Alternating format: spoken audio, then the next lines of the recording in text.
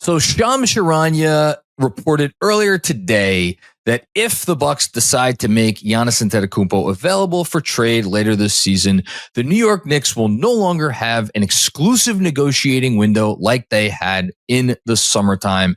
And I saw this report and I had to get on here and say something about it because this is a meaningless bunch of nothing. Let's go back to the summer for a moment and remind ourselves what actually happened.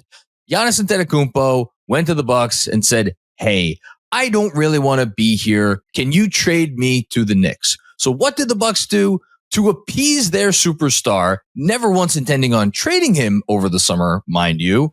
They had a conversation with the Knicks, had probably multiple conversations with the Knicks, and judging by all the reporting that we have heard, the Knicks did not necessarily take their openness to trade Giannis at that time very seriously.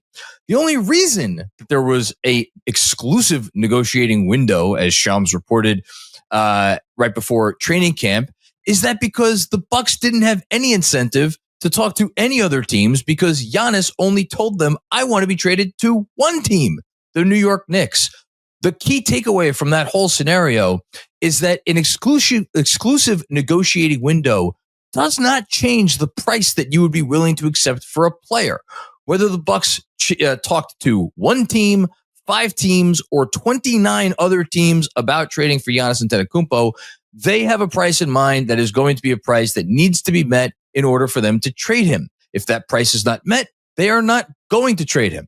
So fast forward to now, and of course, Giannis is not happy because his team is not very good. And the Bucks at some point are probably already accepting the fact that they're going to have to trade him to somewhere else.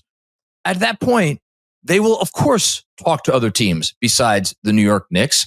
And that should not be a surprise. Here's what hasn't changed. The price that they are going to need for sending out their 2-time MVP and arguably the greatest player in franchise history is going to be just as high now as it was over the summer. Nothing has changed. The exclusive negotiating window storyline is a bunch of nonsense being put out by one reporter and one reporter only, and that should not surprise anyone considering the history of that one reporter and the types of things he tends to put out into public to serve his best interest. That's it.